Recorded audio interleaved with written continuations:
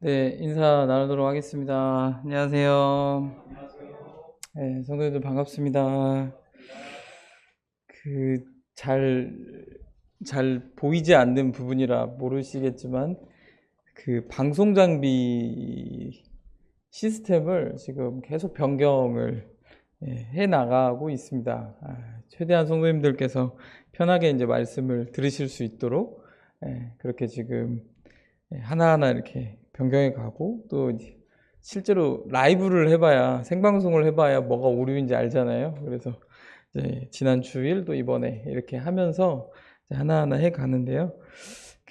어떤 사역에 대한 부분들이 오늘 이제 이 골로새서 말씀에 등장하는 이 인물에 대한 부분들을 보면서, 야, 우리가 이렇게 동역자로서 사역을 한다면 야, 얼마나 기쁠까. 그런 생각이 드는 이 본문이 골로새서 이 4장 7절부터 9절의 부분입니다. 그래서 우리 성도님들은 예를 들어서 같이 동역하는 그 동역자가 나를 소개할 때 어떻게 소개하실 것 같으세요? 그러니까 이제 이분은 어떤 분입니다. 주님 안에서 어떤 분입니다. 이렇게 이제 소개를 이렇게 받게 된다면 나를 어떻게 소개할까? 제가 예를 들어서 안상원 선생님을 소개할 때 누군가에게 소개한다면 스스로 생각해 보시자는 거죠. 어떻게 내가 소개를, 표현이 좀 이상하지만 소개를 당하게 될까? 어떻게 소개를 받으시면 잘 살았다라고 생각이 드실까요?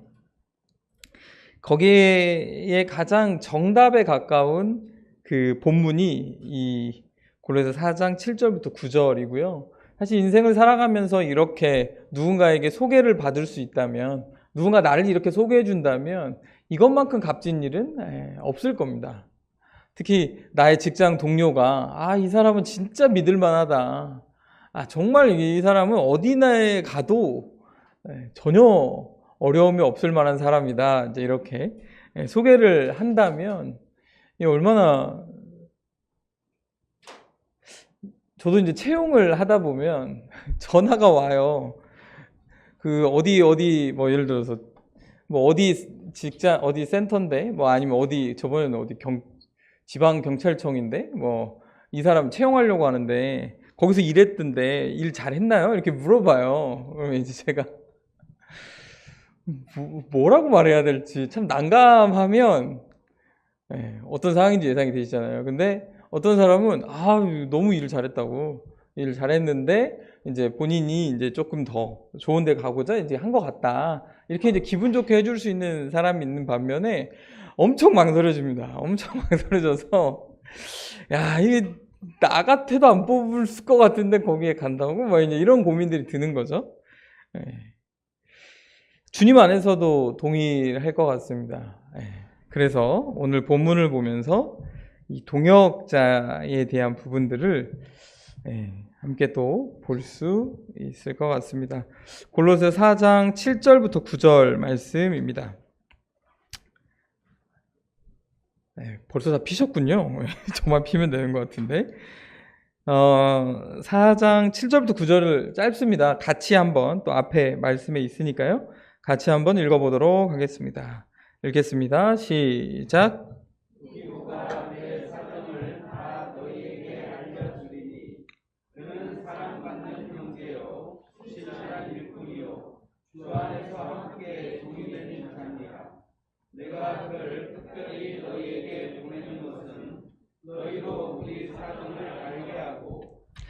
마음을 위로하게 하려 함이라.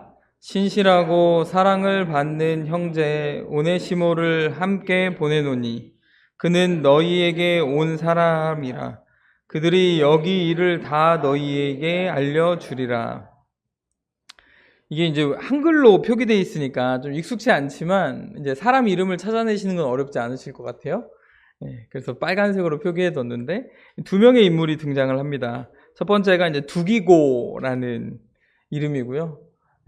성이 두고 이름이 기고면 좀 우리가 더 이해하기 편하겠는데 전혀 그렇지는 않죠. 그리고 안에서 빵 터졌네요. 예. 그리고 이제 오네시모라는 이 사람이 이렇게 등장을 하게 됩니다. 그런데 사도 바울이 이 서신을 보내면서 다시 한번 보시면 두기고가 이 사도 바울의 내 사정이라고 되어 있는 사도 바울의 사정을 다 너희에게 알려준다라고 되어져 있고요. 그는 사랑받는 형제요 신실한 일꾼이요 주 안에서 함께 종이 된 자니라. 그러니까 그라고 표기했으니까 3자잖아요. 그러니까 여기 등장하는 게 누구? 여기 그는 여기서 말하는 건 두기고를 말하고 있는 겁니다. 그러니까 두기고를 소개할 때 이렇게 소개한 거예요. 사랑받는 형제고 신실한 일꾼이고 주 안에서 함께 종이 된 자다라고 이렇게 설명을 하고 있습니다. 오늘은 이제 7절만 보겠지만 근데 그 뒤에 또 보면 내가 그를 특별히 너희에게 보내는 것은 너희로 우리 사정을 알게 하고 너희 마음을 위로하게 하려 함이라. 신실하고 사랑을 받는 형제 오네시모를 함께 보내노니 그는 너희에게서 온 사람이라. 그들이 여기 일을 다 너희에게 알려주리라. 그러니까 두 명을 보낸 거죠. 근데 이제 이 오네시모는 아시는 것과 같이 이 골로새 이 출신이기 때문에 이 골로새 교회로 보내면서 너희 출신이니까 오네시모 두기고가 한 그 표현들이 거짓이 없을 거다. 왜냐하면 오네시모도 같이 증인과 같이 어떻게 보면 가고 같이 이제 가서 바울의 사정을 알리기 때문에 이제 이런 표현이거든요. 아까 첫 질문으로 돌아와서 이렇게 소개받을 수 있다면 얼마나 주님 안에서 기쁘겠냐라는 겁니다. 근데 이게 단순히 교회의 모습이 아니고 좀 더 넘어서 나의 직장 생활, 나의 가정 생활, 나의 어떠한 학교 생활에서 나를 이렇게 누군가 소개해 준다면 얼마나 아름다운 모습으로 살았느냐가 입증이 된 거죠. 증명이 된 삶일 것이다 라고 봅니다. 잠깐 좀 성경 공부하고 넘어가면요. 이제 이 본문 이해를 돕기 위해서 지도가 사도 바울의 몇 차 전도 여행일까요?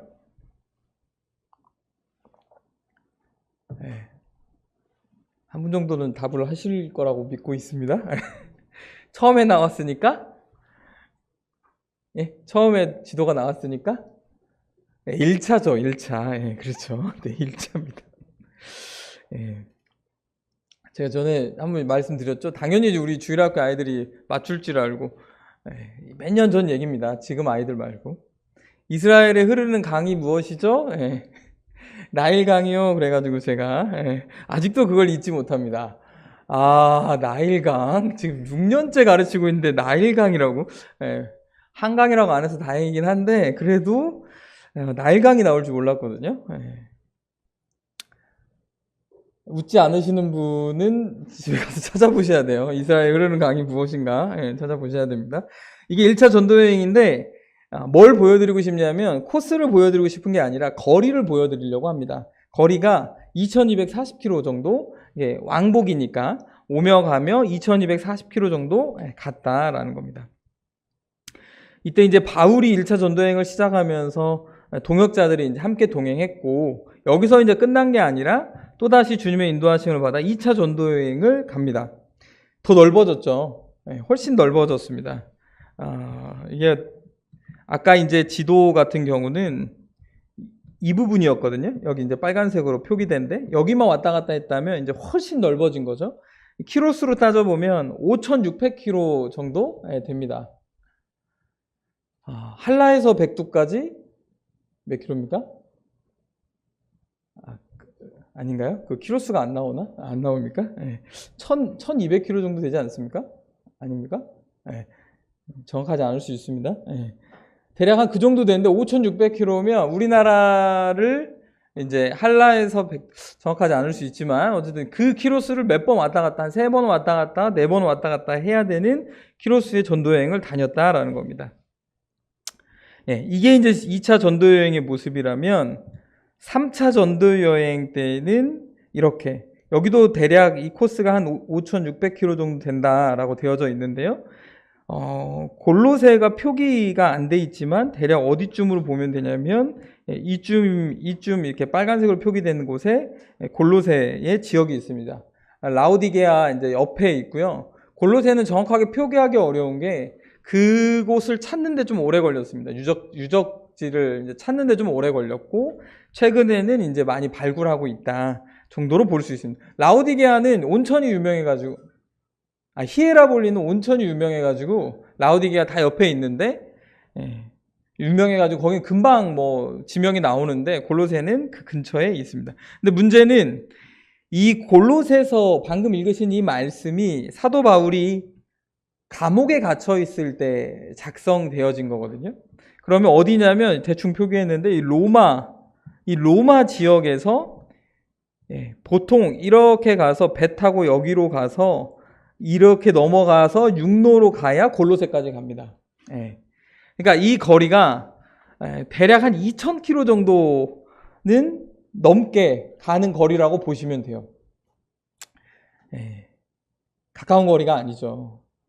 근데 잘 생각해 보면, 우리 혹시 심부름을 시키실 때 누구에게 시키시겠습니까? 자녀가 많이 계신 분들, 우리 함동만님 자녀가 셋인데 셋 중에 누구에게 심부름을 시키는 것이 가장 신뢰할 만 하실까? 속으로 생각하시면 됩니다.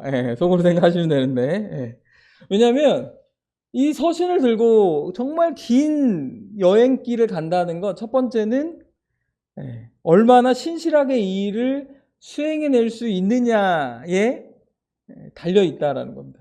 그런데 신실해 가지고만 안 됩니다. 얼마나 유능하게 육로를 또 배를 타고 그곳에 도착할 수 있느냐도 달려 있습니다. 그리고 이게 하루아침에 갈 수 있는 거리가 아니니까, 저희가 그때 터키, 그리스, 로마 갈 때에도 그때 배 타고 갔거든요. 그 그리스에서 배 타고 가서 처음 가봐가지고, 거의 로마까지 가는데 한 이틀 이상 걸린 것 같아요. 배 타고 버스 타고, 중간에 한번 쉬고 로마까지. 정말 쉽지 않은데, 이 당시는 더 심했죠. 왜냐하면 자동차가 없으니까 더 어려울 수밖에 없는 거리를 가려면 굉장히 유능하고 똑똑하고 해야 되는 거죠. 그리고 중간에 포기하지 않을 어떤 충성스러움, 그리고 가서 도착해서도 잘못된 말을 하는 게 아니라, 확인할 길이 없잖아요. 서신을 보내놓고 나서 얼마나 잘 전달해서 어떻게, 여기 지금 읽으신 것과 같이 8절에 읽으신 것과 같이 내 사정을 얼마나 잘 알렸냐라고 했을 때, 내 사정을 얼마나 잘 알렸는지 확인해 볼 길이 없습니다. 몇 달이 지나야 확인해 볼 수 있는데, 그렇다는 얘기는 신뢰할 만하다라는 겁니다. 두기고가 이 모든 것을 갖춘 동역자로서 사도 바울과 함께 그 일을 수행했기 때문에 그를 이렇게 7절과 같이 소개할 수 있었다라는 겁니다. 이 이전까지는 성경에 대한 해석에 대한 부분을 했는데 7절부터는 좀 편하시죠? 그런데 뭐가 좀 불편하실 것 같냐면 이제 영적인 마음이 불편하실 것 같은데, 왜냐하면 질문을 계속 드리게 될 겁니다. 어떤 질문이냐? 그렇다면 두기고가 이런 주님 안의 동역자인데 나는 신실하고 충성스럽고 신뢰하고 유능한 동역자인가에 대한 두기고를 보면서 스스로에게 질문을 해보는 본문이 되었다라는 겁니다. 성경 피고 계시죠? 다시 7절 제가 읽어드릴게요. 두기고가 내 사정을 너희에게 알려주리니 그는 사랑받는 형제요 신실한 일꾼이요 주 안에서 함께 종이 된 자였다 라고 이렇게 사도 바울이 소개하고 있다라는 겁니다. 그래서 이 두기고가 아시아 출생이었기 때문에, 지금의 대륙의 아시아가 아닌 터키 지역의 소아시아, 아시아 지역의 출생이었기 때문에 이 에베소를 거쳐서 이 골로새까지 가는 부분에 굉장히 많은 경험을 갖고 있었을 것으로 보여진다라는 겁니다. 그리고 3차 전도 여행을 아까 5,600km가 되는 그 거리 가운데 같이 동역을 하고, 그리고 로마까지 같이 압송되지는 않았겠지만 로마로 가서 함께 했던 인물 중에 하나였다라는 겁니다. 그 기간 동안에 함께 함으로써 동역하고, 또한 거기에 이제 두기고의 동역자로 골로새 출신인 오네시모에게 이러한 사역들을 맡김으로써 이 골로새서가 잘 전달되어져야 한다라는 것을 1장부터 쭉 보셨잖아요. 이 골로새가 이단의 어떤 어려움으로부터, 또 잘못된 복음으로부터 어려움 가운데 빠져 있음으로부터 사실은 하나님의 말씀으로 교훈받아야 되고 돌이켜야 되는데 그 역할을 맡길 만한 동역자가 이 둘이었다라는 겁니다. 그렇지 않으면 골로새 교회는 어려움에 빠질 수밖에 없는 상황 가운데 바울은 이 서신을 하나님부터 받아서 보내게 됐었다라는 거죠. 그래서 또 하나의 질문은 이겁니다. 이 두기고가 이 일에 있어서 굉장한 적임자였다라고 볼 수 있어요. 왜냐하면 바울과 3차 전도여행을 하면서 어떤 코스로 가야 지금처럼 뭐 이정표가 잘 돼 있거나 뭐 지금은 제가 서울을 가도 지하철 노선도를 스마트폰으로 다 찾아보잖아요. 그래갖고 이제 찾아봐가지고 어디 역에서 내려서 요새는 진짜 좋은 게 몇 번 출구에서 내리면 제일 가까운 환승구입니다. 막 알려줘요. 그럼 거기 가면 사람이 엄청 몰려 있을 정도로 잘 돼 있지만 이 당시에는 이러한 이정표들이 잘 되어져 있기가 어렵다라는 겁니다. 가다 보면 도적들을 만날 수도 있고 맹수의 위험도 당연히 빠질 수밖에 없고 제일 무서웠던 건 바다였죠. 바다. 배를 타고 가다가 파선당할 만한 위험에 있음에도 불구하고 이 일을 맡길 만한 적임자였다라는 겁니다. 그렇다면 나는 주님의 일의 적임자인가라는 거죠. 우리는 주 예수 그리스도를 믿음으로 말미암아 구원받은 그리스도인이 되었습니다. 그리고 구원받은 그리스도인들이 모인 곳을 뭐라고 하죠? 교회라고 합니다. 그러면 우리는 교회 안에서 나에게 맡겨진 하나님의 사역의 적임자로서 어떤 일들이든지 간에 어떤 사역이든지 간에 사명이든지 간에 나에게 맡겨지면 그 일에 알맞게 그 일을 해내는 그리스도인이 되어져야 할 것입니다.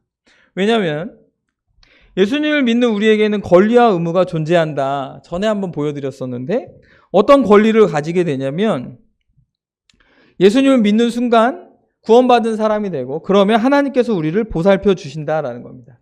근데 보살핌으로 끝나는 것이 아니라 우리가 예배 드릴 수 있는 권리, 그리고 섬길 수 있는 권리, 기도할 수 있는 권리, 복음을 전파할 수 있는 그런 특권 가운데에서 이 권리를 누리면서 살아가게 된다라는 겁니다. 그리고 하나님의 말씀으로 양육되어져야 되고 교회로부터 돌봄을 받아야 되며 우리가 인생을 살아가는 동안에 어떤 어려움을 만날 때 교회는 이러한 역할들을 함께 해 나가야 됩니다. 돌아와서요. 한 명이 할 수 있겠습니까? 아닙니다. 각각의 일에 적임자가 분명히 존재한다라는 겁니다. 제가 수요일 날 이제라고 좀 표현드리면 이제 밖에 나와서 말씀을 함께 들어도 되겠다. 왜요? 저 말고 더 적임자가 있으니까. 얼마든지 지금까지는 이걸 어떻게 해야 되지? 이제 그나마 제가 죄송합니다. 교만한 말인데 방송 시스템은 제가 제일 잘한다고 생각해서 제가 이제 안에서 막 했는데 지금은 못 알아듣는 용어를 막 써요. 막 그래가지고 이제 몰라요. 저도 이제 들으면 그런가 잘 모르겠습니다. 그러니까 적임자가 있으면 이 사역에 마땅한 사람이 그 사역을 충성스럽게 이 권리가 이행될 수 있도록 해야 된다라는 겁니다. 교회는 각각의 삶에 따라서 각각의 어떤 역할에 따라서 직분 맡은 자만 일하는 것이 아니라 믿는 그리스도인들이 이러한 권리가 이행될 수 있도록 각각의 역할들을 다 해주셔야 된다라는 겁니다. 그렇기 때문에 권리가 오면 뭐가 따르죠? 여기 이제 보면 책임과 함께 의무가 따르게 된다라는 겁니다. 이걸 해주셔야 된다라는 겁니다. 구원받으셨다면 그리스도인답게 사셔야 되고 교회 리더십에 대한 존중과 그들을 위한 기도, 그리고 은사에 따른 각각의 참여, 그리고 교회를 통해 일할 수 있도록 물질을 드리고 나를 드러내는 것이 아니라, 그리고 사도행전 2장 42절에 날마다 모여서 함께하고 주님 앞에 찬양을 드리며 예배하는 그런 의무를 함께하고요. 그리고 성령이 하나 되게 하신 것을 힘써 지키는 의무들을 우리 성도님들이 해나가 주셔야 된다라는 겁니다.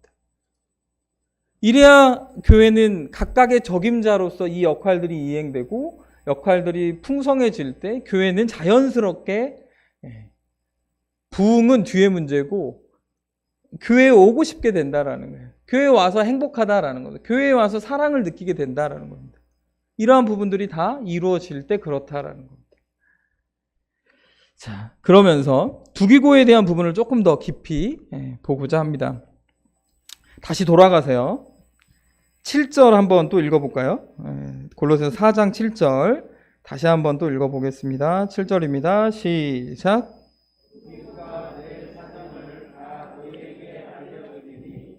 그는 사랑받는 형제요 신실한 일꾼이요 주 안에서 함께 종이 된 자니라 라고 하면서 두기고에 대한 설명을 세 가지 문장으로 설명하고 있습니다. 첫 번째는 사랑받는 형제다, 사랑을 받는 형제다, 신실한 일꾼이다, 주 안에서 함께 된 종이다. 이 세 가지에 대한 부분들을 말하고 있습니다. 이렇게 소개받을 수 있다면 얼마나 기쁠까. 그래서 각각의 뜻을 헬라어로 이제 조금 더 들여다봤더니 사랑받는 형제라는 의미의 그 형제라는 단어가 아델포스라는 헬라어라고 합니다. 여기 아자는 동일하다, 같다라는 그런 의미를 담고 있고요. 델푸스라는 부분은 여성의 어떤 자궁을 의미하는 그 단어로서 이 아델포스는 이제 합성어가 되는 거죠. 그러면 이걸 해석해 보면 어떤 의미냐면 같은 어머니에게서 태어난 자다라는 게 이제 형제의 의미를 담고 있다라는 겁니다. 그러면서 이제 고민을 좀 했어요. 여기다 쓰지는 않았지만 우리 형제님 자매님 하잖아요. 가끔은 이 의미를 잊어버리고 그냥 존칭으로 호칭으로 쓰고 있는 건 아닌지 고민했습니다. 이 해석을 보면서. 그러시지 않으시죠? 주된 내용은 아니니까. 근데 이 형제라는 여기서 쓰인 단어가 이런 의미다라는 겁니다. 헬라어로. 그러니까 예수님께서 내 형제요 자매다, 내 모친이다 이렇게 할 때 그 의미가 이게 그냥 쓰신 의미는 아니구나. 우리는 주 예수 그리스도로 말미암아 한 피로 주 예수 그리스도의 그 피로 말미암아 형제가 되었다라는 부분이, 형제요 자매가 되었다라는 부분이 결코 작은 의미가 아니다라는 겁니다.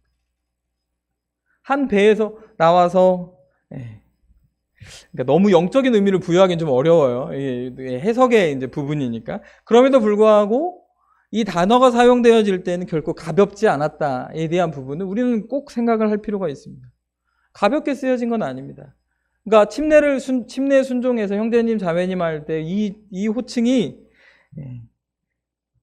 그러기 때문에 앞에서 이제 보신 것과 같이 이 교회 안에서의 권리와 의무가 진짜 내 친형제를 어떻게 보면 함께 하듯이 친형제에게 대하듯이 모든 것을 함께 나눌 수 있는 정도의 수준이 되어져야 사실 형제요 자매요 이런 부분에 어떤 호칭을 쓰게 될 것인 거죠. 될 수밖에 없는 거죠. 그러니까 사실은 이 호칭도 굉장히 중요합니다. 형제라는 말, 자매라는 게 좀 되게 무겁게 느껴져서 그냥 이렇게 삭제하고 부르는 경우들이 있잖아요. 편한 사람들끼리. 근데 그것보다는 이 의미를 생각한다면 누구누구 형제님, 누구누구 자매님 하는 게 참 아름다울 수 있겠다. 누구야 이것보다. 그런 생각도 하게 됩니다. 근데 이걸 이제 조금 더 사랑을 받는 이라는 부분에 아가페토스라는 헬라어는 자기 희생적인 사랑을 나타내는 아가페의 변형된 부분입니다. 그래서 결국은 바울과 두기고는 자신의 모든 것을 주어도 아까울 것이 없는 형제 같은, 진짜 친형제 같은, 물론 친형제라는 의미는 아니지만 친형제 같은 친밀한 사이였다라는 것을 사랑받은 형제요라는 이 문장을 통해서 충분히 설명하고 있었다는 겁니다. 그 부분은 사도 바울에게 복음을 전달받은 수많은 교회들이 바울이 이렇게 아끼는구나, 아끼는 형제구나에 대한 그 청거의 의미가 어마어마한 의미를 담고 있다라는 거죠. 쉽게 이렇게 표현할 수 없다라는 겁니다. 사도 바울이 얼마나 직설적인지 아시잖아요. 갑자기 누군지가 떠오르지 않는데 세상으로 갔고 이렇게 얘기하고 대만은 세상으로 갔고 또 누구는 조심해라 이름까지 거명하면서 서신서에 쓰잖아요. 그러니까 쉽게 이렇게 사랑받는 형제라는 단어를 쓰지 않았다라는 겁니다. 두 번째, 신실한 일꾼이라고 표현한 부분도 마찬가지입니다. 실제로 사도 바울의 사역을 동역했다라는 부분이 신약 성경에 4번 등장합니다. 이 두기고가 4번 이렇게 등장했다라는 4번 정도 동역했다라는 것을 실제로 동역했다는 부분이 등장을 하게 됩니다. 네 번만 등장했을 뿐 수많은 사역들을 함께 동역했던 일꾼이었다라는 것을 볼 수 있는 거죠. 그 부분은 어떤 일이 맡겨져도 주님 안에서 기대와 의도가 어긋남 없이 두기고가 자신의 책임을 잘 감당한 사람이었다라고 볼 수 있는 부분입니다. 정말 신실한 일꾼입니다. 네. 아까 말씀드렸잖아요. 우리 직원 중에 만약에 누가 이직할 때 전화 와서 저도 너무 일 잘하고 간 직원입니다. 이렇게 소개한다라는 게 그냥 나오지 않는다라는 겁니다. 이런 의미가 쉽지 않다. 딱 한 명이라고 하면 안 되겠네요. 네. 여러 명 있었는데 그 중에 한 명이 있었어요. 그래가지고 어디 취업할 때 연락이 와서 저기 이제 강원도로 간 직원이었는데 연락이 와서 정말 일 잘하고 갔거든요. 네. 가면서 쓴소리도 해주고 갔어요. 이거는 좀 바꾸면 진짜 좋을 것 같다. 근데 그게 단순히 싫어서가 아니고 우리 조직을 위해서 해주는 얘기구나. 그러니까 너무 고마웠죠. 그러니까 이제 나중에 취업할 때 연락이 오니까 저도 정말 일 맡길만 하고 너무 일 잘해주고 간 직원입니다. 이렇게 했거든요. 네. 아마 그 기관에 합격한 것 같아요. 그래가지고 이제 어쨌든 그 직원이 있었는데 신실한 일꾼이 마찬가지다라는 겁니다. 이렇게 쓸 수 있는 정도로 동역하는 것. 어떤 일이 맡겨진지 간에 기대와 의도에 어긋남 없이 자신의 책임을 다한다. 이런 동역을 한다라는 건 얼마나 아름답냐라는 거죠. 이걸 어떻게 할 수 있습니까? 일을 맡겨봐야 안다라는 겁니다. 작은 일부터 맡겨보면 알아요. 어떤 청소부터 아니면 어떤 작은 부분의 사역부터 맡겨보면 기대와 의도가 어긋남 없이 주님께서 기뻐하실 만한 모습까지 섬겼느냐 알 수 있다라는 겁니다. 처음부터 큰 일을 맡기지 않는다라는 거예요. 작은 부분. 우리 시간 되면 우리 같이 한번 청소해볼까? 이제 뭐 해서 같이 청소 구역 나눠봐서 해보면 참 재밌어요. 청소가 가장 대표적인 것 같아요. 눈에 쉽게 보이니까. 다 다릅니다. 하는 사람마다 다 달라요. 그렇지만 주님 안에서 주님께서 보셨을 때도 주님 앞에 내가 떳떳하게 최선을 다했다라고 말할 정도의 이 일을 감당했다면 옆에 있는 형제 자매님들도 그 분을 보면 그 성도님을 보면서 신실한 일꾼이옵니다. 이렇게 이제 소개할 수 있다라는 거죠. 그걸 우리가 기억할 필요가 있습니다. 그래서 에베소서 6장 21절에 이렇게 두기고를 말하고 있습니다. 같이 한번 읽어보겠습니다. 나의 이 부분 읽겠습니다. 시작.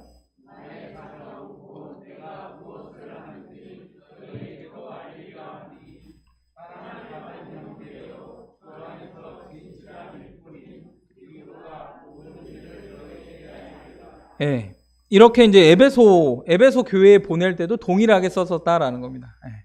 골로새만 보낼 때 혹시 볼지 모르니까 거기만 이렇게 쓰고 다른 데다 다르게 쓰고 이러지 않았다라는 겁니다. 두기고가 그만큼 진실한 일꾼이고 신실한 일꾼이었다라고 볼 수 있다라는 거죠. 세 번째 소개는 이렇게 소개했다라는 겁니다. 주 안에서 함께 된 종이다라는 거죠.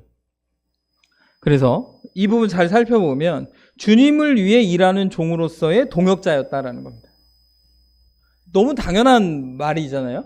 너무나 당연할 수 있습니다. 근데 다시 한번 좀 더 곰곰이 생각해 보면 친밀한 관계가 되면 가끔 우리가 놓치는 부분 중에 하나는 내가 누구를 위해서 일하고 있는가에 대한 부분을 놓치게 됩니다. 왜냐하면 직장으로 예를 들면 예를 들어 우리 직장 같은 경우도 정신질환자와 자살 시도자나 중독 위험군들을 위해서 일하는 곳이지 예를 들어서 저나 센터장님이나 뭐 어떤 직급 맡은 사람을 위해서 일하는 게 아니거든요. 그러니까 이게 가끔 혼동된다라는 겁니다. 내가 저 사람 앞에서 신실하게 저 사람의 편에 대해서 저 사람에게 잘해주려고 그 일을 한다? 주님 안에서는 이 부분은 잘못됐다라는 겁니다. 사도 바울이 두기고를 보면서 세 번째로 소개했던 건 주 안에서 함께 된 종이었다라는 겁니다. 그러니까 사도 바울의 어떤 위로가 되고 사도 바울을 격려하고 또 사도 바울의 어떤 헌신적으로 사도 바울을 섬겼다 할지라도 사도 바울 뒤에 있는 주님을 보면서 두기고가 섬겼다라는 것을 사도 바울이 알고 있었다라는 거죠.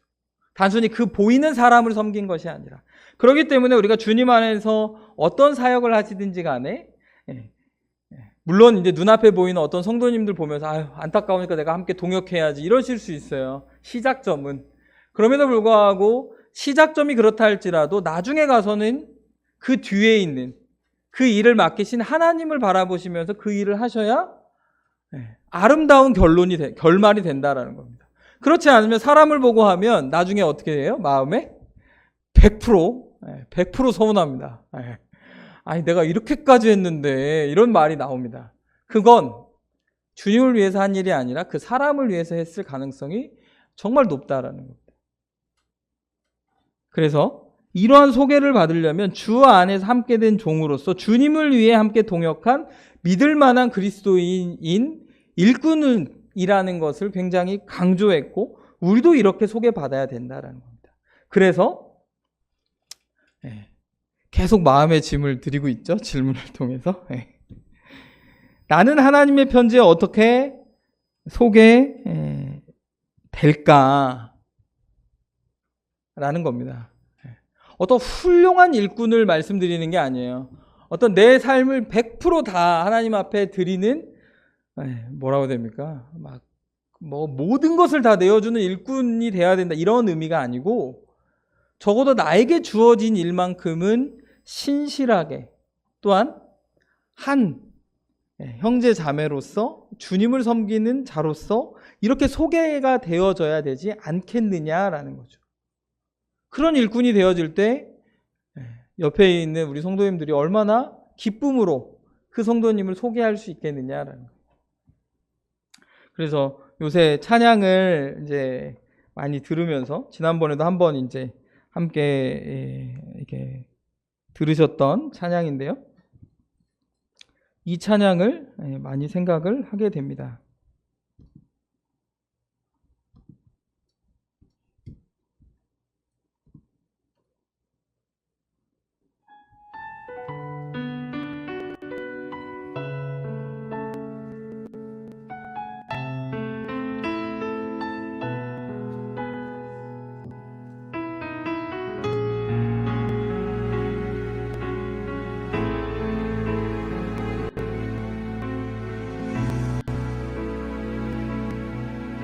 함께 찬양하셔도 좋을 것 같습니다.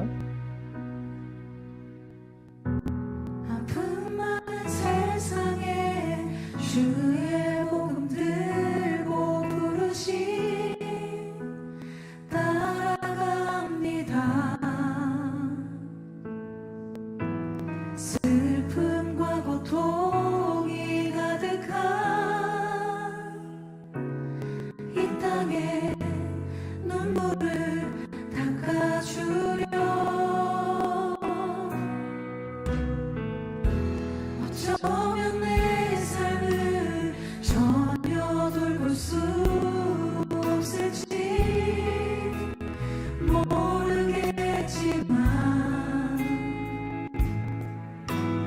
나를 보내시고 무너진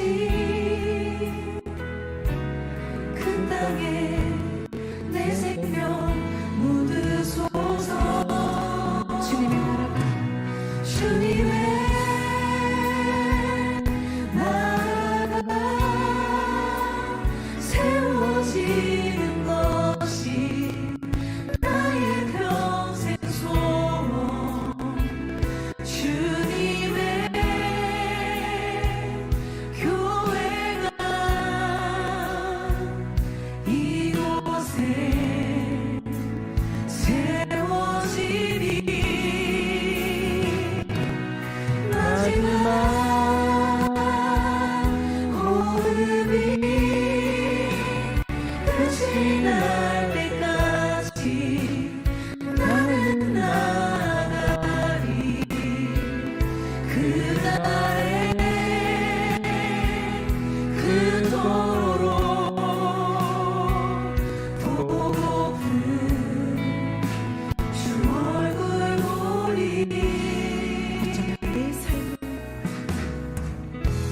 어쩌면 내 삶을 전혀 돌볼 수 없을지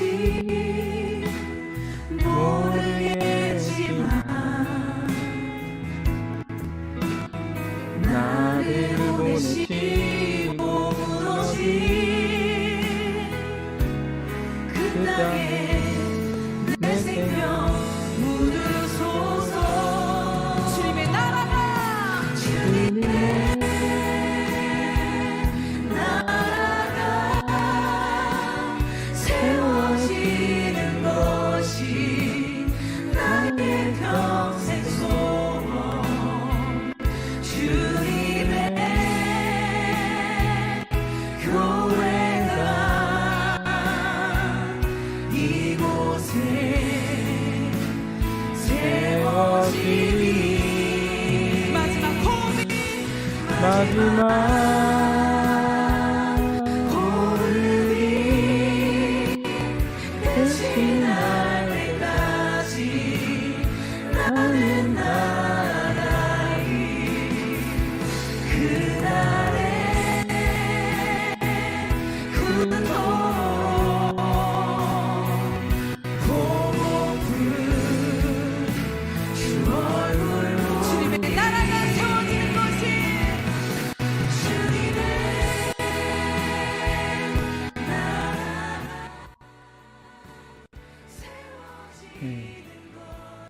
이 찬양 드리는 것과 같이, 그러니까 제 3자가 다른 성도님들이 나를 소개할 때, 야, 저 성도님은 진짜 삶을 다 챙기지 못하고 돌보지 못하는 상황 가운데 그럼에도 주님의 나라가, 이 교회가 세워지는 데 있어서 너무나 헌신된 사람이었다.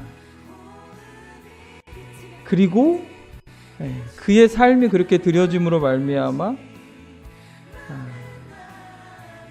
정말 주님 앞에 가서 수많은 상급을 받을 수 있을 거다. 이렇게 소개가 되어진다면 얼마나 아름다운 삶의 간증이 되어질까 생각해 보게 됩니다. 오늘 두기고를 봤지만 우리 성도님들이 계신 그곳이 사실 선교지이고 사실 사역지고 주님께서 우리에게 허락하신 터전입니다. 그곳에서 주님의 복음이 뿌리내려질 수 있도록 아까 복음 말씀과 같이 가라지가 넘치지 않도록 알곡이 넘치도록 우리 성도님들에게 맡겨주신 밭이잖아요. 그곳에서 내가 어떻게 신앙생활을 해감으로 옆에 있는 성도님이 볼 때 나도 정말 저렇게 살아야 되는데 라는 마음이 주님 앞에서 드셔야 되지 않겠습니까? 그게 하나님께서 우리에게 맡겨주신 사명이고 그 사명 가운데 우리가 하나님의 사명을 다하고 또 그리고 주님을 만날 때 얼마나 주님께서 우리를 기쁘시게 맞아주실까. 물론 지금의 삶 자체를 살아내시는 것만으로도 너무나 사실 수고하고 계시고 주님께서 칭찬하실 겁니다. 그리고 그것이 복음의 삶이라면 더더욱 주님께서 기뻐하시고 그 삶 가운데 정말 우리가 상상하지 못할 수많은 복을 더 누리도록 하실 주님의 그 놀라운 그 손길을 우리 정합근분교회 모든 성도님들이 경험하시고 또 나아가서는 그러한 삶을 우리가 함께 기도하고 꿈꾸므로 주님께 칭찬받는 우리 교회 성도님들이 되시기를 함께 기도하겠습니다. 기도하고 말씀 마치겠습니다. 사랑과 은혜가 풍성하신 아버지 하나님 감사를 드립니다. 아버지 하나님, 우리가 한 시간의 이후의 삶도 알지 못합니다. 5초 후의 삶도 알지 못합니다. 아버지 하나님, 그러기에 아버지 하나님, 우리가 더더욱 주님께 나아갈 수 있도록 아버지 하나님께서 큰 은혜를 베풀어 주시기를 간절히 바라옵나이다. 내 삶이 언제인지 안다면 정말 이렇게 살지 않을 겁니다. 그러나 우리가 그것을 모르기에 나에게 주어진 삶이 언제인지 모르기에 지금 이 순간 또한 오늘 이후의 삶을 주님께 정말 드림으로 아버지 하나님께 칭찬받는 우리 정합근분교회 모든 성도님들 될 수 있도록 주님께서 큰 은혜 베풀어 주시기를 간절히 바라옵나이다. 우리에게 맡겨주신 사역지가 있습니다. 우리가 생활하고 있는 가정, 직장, 학교가 있습니다. 그곳에 주님의 복음이 뿌리내려질 수 있도록 우리를 사용하여 주셨고 우리가 나아가 그리스도인다운 삶을 통해서 그리스도인의 향기가 나타나는 우리 성도님들 될 수 있도록 주님께서 항상 함께해 주시기를 간절히 바라옵나이다. 아버지 하나님께 우리 삶을 맡겨드리오며 우리 삶 가운데 부족한 부분을 채워주시기를 간절히 바라옵고 또 우리가 힘이 없을 때 힘을 주시옵고 또 우리가 주님 앞에 나아가지 못할 때 기도로 또 회개의 기도로 또한 나아가 영광의 기도로 감사의 기도로 나아갈 수 있도록 주님께서 항상 함께하여 주시기를 간절히 바라옵나이다. 또한 건강이 좋지 않은 우리 성도님들 기억하여 주셔서 이 건강이 회복됨으로 주님 앞에 나와 기쁨으로 함께 예배드릴 수 있도록 주님께서 보살펴 주시기를 간절히 바라올 때, 모든 것 주님 앞에 맡겨드리올 때 우리를 사랑하시는 주 예수 그리스도의 이름으로 기도를 쌉나이다. 감사합니다.